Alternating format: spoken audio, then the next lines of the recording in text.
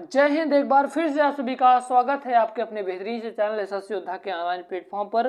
दोस्तों, अगर आप रेलवे की तैयारी कर रहे हैं तो रेलवे से संबंधित किसी भी एग्जाम को इस वीडियो के माध्यम से रीजनिंग में आने वाले प्रश्नों को जवाब दे सकते हैं। यानी कि दोस्तों, ये रेलवे के लिए स्पेशल बनाया गया है। मैं आप सभी को बता देता हूँ, इसमें टॉप 10 प्रश्नों को रखा गया है। टॉप 10 प्रश्न जो कि बहुत ही ज़्यादा महत्वपूर्ण है, बहुत बार आए हुए प्रश्न हैं। तो चलिए दोस्तों, वीडियो को शुरू करते हैं। समय को ना बर्बाद करते हुए आप लोग अपनी राय कमेंट बॉक्स में प्लीज़ ज़रूर बताइएगा, क्योंकि दोस्तों बहुत मेहनत लगती है एक वीडियो को बनाने के लिए। हाँ, और आप सभी को बता दूं कि अगर अभी तक दोस्तों आप लोगों ने हमारे टेलीग्राम ग्रुप को नहीं ज्वाइन किया, वहाँ पर 70 बच्चे ऑलरेडी अभी तक ज्वाइन कर लिए हैं, तो जाकर मेरे भाई आप लोग ज्वाइन कर लो, क्योंकि दोस्तों वहाँ पर आपका सारे PDF आपको मिलेंगे और वैकेंसी से सारी अपडेट आपको वहाँ पर बताई जाएंगे। तो चलिए दोस्तों, आप सभी का स्वागत करता हूँ। पहला प्रश्न है मेरे भाई, श्रृंखला में गलत संख्या का पता लगाइए। यानी कि पता लगाना है गलत संख्या के। इतने आपके नंबर दिए गए हैं, आपको इन प्रश्नों में से इनमें से आपको गलत बताना होगा। दोस्तों, जिनको कुछ भी नहीं आता रीजनिंग में तो कंटिन्यू प्रैक्टिस करिए। गारंटी मैं दिलाता हूँ, आपको सारे रीजनिंग के प्रश्न बनने लगेंगे। ठीक है, तो यहाँ पर आपको देखिए दोस्तों क्या हुआ है। यहाँ पर एक है तो एक का पहले एक है, उसके बाद यहाँ पर देखिए दो है, वहाँ पर चार है। चार किसका वर्ग है? दो का है। किसका भैया? चार किसका है? दो का है। और यहाँ पर क्या है भैया? सात है। तो ये किस प्रकार से चल रहा है, ये क्या है, तो मैं आपको सारी चीज़ें समझाता हूँ। कितने भी कमज़ोर हो कोई बात नहीं, एकदम बेसिक लेवल से चल रहे हैं दोस्तों, एकदम आसानी तरीके से आपको डेली हमारे कंटेंट के साथ जुड़ जाना होगा। देखिए दोस्तों, एक दूना दो हो गया, दो चौके आठ, दो एक दूना दो, दो दूना चार, चार दूना यहाँ पर दुगना हो रहा है। यहाँ पर देखिए, यहाँ पर सात हो गया है, यहाँ पर आपका आठ होना चाहिए था। उसके बाद आठ दूनी 16, 16 दूना 32, यानी का दो दो का गुणा हो रहा है दोस्तों। यहाँ पर क्या देखने को मिला? यहाँ पर दो दो का गुणा हो रहा है। एक दो के दो, दो दूना चार, चार दूना आठ, यहाँ पर आठ के बजाय सात लिख गया है। यानी कि इसका करेक्ट आंसर क्या होगा? तो करेक्ट आंसर सात होगा। करेक्ट आंसर सात होगा। यहाँ पर पूछा है गलत कौन है, तो गलत सात है। यहाँ पर आठ होना चाहिए, यानी कि गलत है ना, तो राइट आंसर ए वाला हो जाएगा। आपका दूसरा नंबर का प्रश्न है मेरे भाई। इन प्रश्न दूसरा नंबर का आप लोग बताने का प्रयास करिए, कोशिश करिए कि नीचे दी गई श्रृंखला में अगला पद क्या होगा। नीचे दी श्रृंखला में अगला पद क्या होगा, तो मेरे भाई यहाँ पर आप लोगों को देखना होगा क्या होगा। तो मैं आपको बताता हूँ। यहाँ पर देखो दो है, यहाँ पर 9 है, यहाँ पर 28 है, यहाँ पर 65 है, यहाँ पर 126 है, और यहाँ पर क्या होगा, इसी जगह पर क्या कौन सा अंक आएगा आपको बताना होगा। तो मैं आपको बताता हूँ दोस्तों। यहाँ पर देखिए, ये जो 9 है दोस्तों, 9 किसका वर्ग है? 3 का है।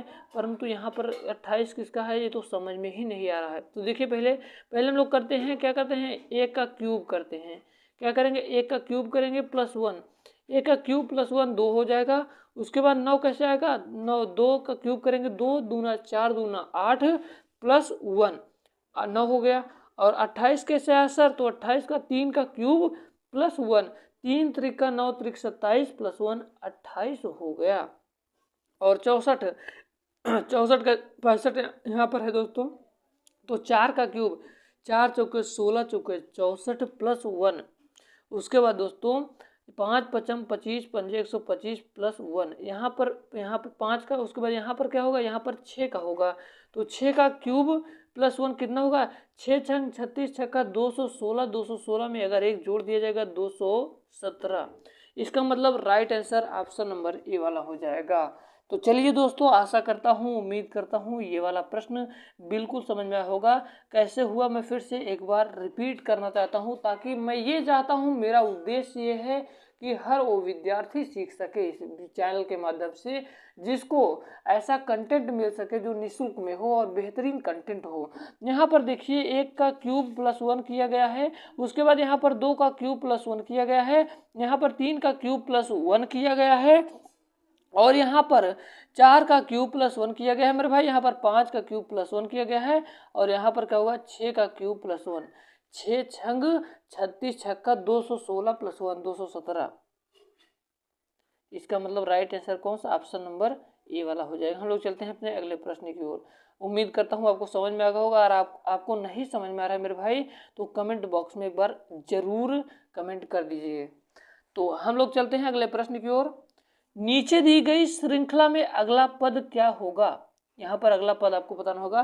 पहले 3 है, उसके बाद 8 है, 15 है, फिर 24 है। तो क्या होगा दोस्तों, जल्दी से आप लोग बताने की कोशिश करिए। यहाँ पर देखिए 3 में दोस्तों क्या हुआ, 3 में 5 जोड़ा गया, 3 में क्या जोड़ा गया, 3 में 5 जोड़ा गया तो 8, 8 में 7 जोड़ा गया तो 15, और 15 में 9 जोड़ा जाएगा तो 25, 24 हो जाएगा। देखिए दोस्तों, दो दो का मतलब दो दो प्लस करते हुए संख्याएं बढ़ रही हैं।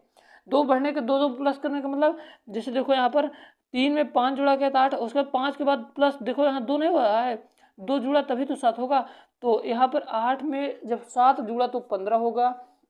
उसके बाद 7 प्लस 2, 2 जुड़ा ना 9, तो 15 में जब 9 जुड़ा तो 24 होगा। 9 में 2 जुड़ा तो 11, 24 और 11 कितना होगा? तो 24 और 11 मैं आप सभी को बताना चाहूँगा मेरे भाई कि 24 और 11 कितना होगा? 35 होगा। इसका राइट आंसर ऑप्शन नंबर दूसरा वाला हो जाएगा। आशा करता हूँ मेरे भाई कि आप लोगों को समझ में आ रहा होगा। हर विद्यार्थी उतनी मेहनत लगा के पढ़े, इतना ईमानदारी से पढ़े कि माँ बाप का सपना पूरा हो जाए दोस्तों। और हम आपको बता दूं कि मैं निःशुल्क में शिक्षा देता रहूँगा, यही मेरा उम्मीद है आप लोगों को कि मैं निःशुल्क में दे रहा हूँ कि आप ईमानदारी से पढ़ेंगे। दोस्तों, मेरा वीडियो बनाने का मकसद ही यही है कि मैं उन लोगों तक वीडियो पहुँच सके जिनके पास, मेरे भाई बहन के पास कोचिंग जाने तक की फीस नहीं है, और आपको कंटेंट बिल्कुल लो लेवल से एकदम अपर लेवल तक ले चलें। तो आज से प्रैक्टिस सेट शुरू है, रेलवे की बम्पर भर्ती आने वाली है, तो हम लोग तैयार करके ही रखेंगे। हम लोग आगे चलते हैं। आपका 4 नंबर का प्रश्न आपकी स्क्रीन के सामने है। नीचे दिए गए प्रश्न में प्रश्न चिन्ह के स्थान पर कौन सी संख्या आएगी? तो कौन सी संख्या कहाँ पर, यहाँ पर पूछ रहा है भैया, तो क्या आएगी आपको यहाँ पर बताना होगा। तो देखिए भैया कि 15 का स्क्वायर क्या होता है? 15 का स्क्वायर होता है 225। 15 का स्क्वायर 225 होता है, प्लस 15 जब कर देंगे तो कितना हो जाएगा? तो कितना कर हो जाएगा? 240 हो जाएगा। हाँ, ये तो मिल रहा है। यहाँ पर क्या होगा? तो दोस्तों आपको अनुमान लगाना होगा। आपको क्या करना है? आपको 25 तक कम से कम वर्ग को याद करना होगा। तो आपको अनुमान लगा देखना हो, 20 का वर्ग कितना होता है? 400 होता है। तो ये तो चीज़ें समझ में आ रही हो कि 20 से आगे वाला होगा पद। तो यहाँ पर हम 21 रख के देखते हैं, 21 का वर्ग कितना होगा? 441। 441 में जब 21 को जोड़ा गया तो 462, यानी कि यहाँ पर 21 होगा। तो 21 यहाँ पर कौन है? तो 21 वाला right answer option number D वाला हो जाएगा। तो हम लोग चलते हैं अपने 5 नंबर के प्रश्न की ओर। 5 नंबर का प्रश्न कह रहा है कि निम्न आकृति में पेंसिल तथा स्टेशनरी के संबंध को सही ढंग से कौन चित्रित करता है? किसको किसको भैया? पेंसिल तथा स्टेशनरी के संबंध में। तो दोस्तों आपको बताना चाहूँगा पेन, पेंसिल और स्टेशनरी। तो मैं आपको बता दूं दोस्तों कि स्टेशनरी क्या भैया, जो स्टेशनरी है इसी के अंतर्गत कौन आता है? पेन आएगा, इसी के अंतर्गत पेंसिल आएगा। आशा करता हूँ, उम्मीद करता हूँ ये समझ में आ रही होंगी चीज़ें। आपका अगला प्रश्न है कि दी गई रेखाकृतियों में से कौन सी आकृति दिन, माह तथा वर्ष के संबंधों में दर्शाता है, प्रदर्शित करता है? तो जैसा कि आपको पता होगा दोस्तों, जैसा कि आप लोगों को पता होगा मेरे भाई कि जो वर्ष होता है, वर्ष के अंदर ही तो आता है महीना, और महीने के अंदर तो दिन आता है। ये बातें समझ में रहोगे। अगर यहीं पर सप्ताह होता, दिन में, दिन के स्थान पर अगर सप्ताह होता, फिर भी वही कॉन्सेप्ट बनता, और सप्ताह के साथ अगर दिन होता तो क्या कॉन्सेप्ट बनता? मैं आपको समझा रहा हूँ। पहले आएगा वर्ष, वर्ष के अंदर आता है महीना, आपको पता होगा। उसके बाद महीना के अंदर अगर सप्ताह होता, इसमें अगर 4 ऑप्शन होते सप्ताह, तो सप्ताह बीच में, उसके बाद दिन आता। तो यहाँ पर दिन पहले दिया गया तो दिन यहाँ पर हो जाएगा। तो आपका करेक्ट आंसर हो जाएगा ऑप्शन नंबर ए वाला। हमारा आपका 7 नंबर का प्रश्न है, आपकी स्क्रीन के सामने बताने की कोशिश करिए। कह रहा कि निम्नलिखित आरेखों में से कौन सा न्यायाधीश, चोर और अपराधी के बीच संबंध सही निरूपण करता है? तो दोस्तों आप सभी को बता दूं कि जो न्यायाधीश होता है वो न्याय करता है, और जो चोर है वो चोरी करेगा। ये तो ऑलरेडी आप लोगों को पता होगा, चोर उसका नाम ही है, तो चोरी करेगा। और यहाँ पर अपराधी, तो अपराधी ही तो चोरी करता है भैया। अपराध मतलब चोरी करना क्या हुआ? ये तो अपराध है। तो अपराध के अंतर्गत चोरी करना आता है। तो अपराध होगा पहले, उसके बाद चोरी करना, और जो जो न्यायाधीश होता है ये न्याय करने के लिए बैठा है, तो यहाँ पर न्यायाधीश अलग हो जाएगा। इसका मतलब right answer option number C वाला हो जाएगा। हम लोग चलते हैं दोस्तों आपके अपने अगले प्रश्न की ओर। 8 नंबर का प्रश्न है कि प्रश्न चिन्ह के स्थान पर कौन सी संख्या आएगी।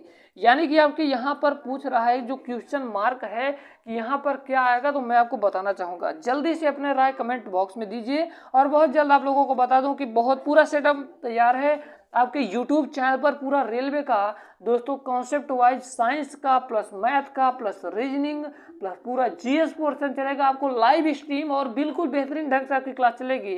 तो आप जुड़ना मत भूलिएगा दोस्तों। बहुत जल्द सोमवार से हो सकता है आपकी क्लास सीधा चलना हो जाए लाइव स्ट्रीम पर।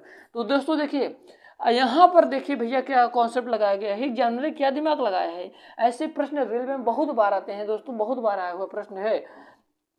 किया क्या भैया, 7 छंग 42, 7 का गुणा पहले 6 से किया, 7 छंग कितना हो गया 42 हो गया, और 4 का गुणा 5 से किया, 4 पंजे 20। उसके बाद 42 में से जब 20 को घटाया गया तो यहाँ पर 22 आता है, तो यहाँ पर 22 को लिख दिया गया।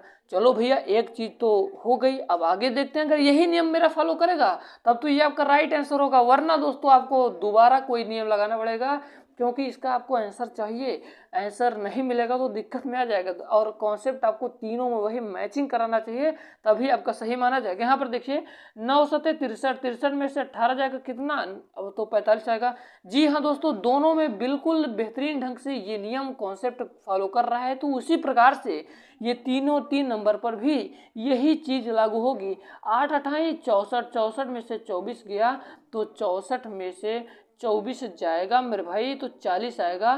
तो 40 ढूंढ लो कहाँ पर है, तो 40 यहाँ पर है, तो right answer option number 3 number का हो जाएगा।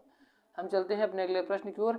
मैं ज़्यादा टाइम का वीडियो इसलिए नहीं बनाना चाहता क्योंकि हमारे प्रिय विद्यार्थी बोलते हैं सर 10-10 प्रश्न करवाइए पर महत्वपूर्ण करवाइए, तो मैं आपको 10-10 प्रश्न ही करवाऊंगा, जिससे आपको दिक्कत नहीं होगी। यकीन मानिए, अगर जब तक पेपर तो काफ़ी दिन अभी बचे हैं, इतने दिन में मैं आपकी पूरी रीजनिंग तैयार करवा दूंगा। यहाँ पर देखिए यूनाइटेड शब्द का जल प्रतिबिंब क्या होगा, तो आपको बता दूं कोई भी चीज की परछाई जब बनेगी जल में बनेगी तो बिल्कुल उल्टा बनता है, आपको पता होना चाहिए।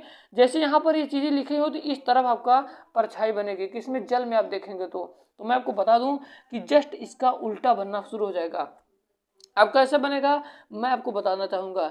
U ऐसे हो जाएगा, N ऐसे हो जाएगा, जो I है भैया ऐसे हो जाएगा, और T ऐसे हो जाएगा, और जो E है ऐसे ही हो जाएगा, और D ऐसे। तो ये देखिए ये कहाँ पर है, तो ये मेरे भाई ये देखो ये कहाँ पर है, तो ये यहाँ पर देखने को मिल रहा है यहाँ पर, तो राइट आंसर ये वाला हो जाएगा।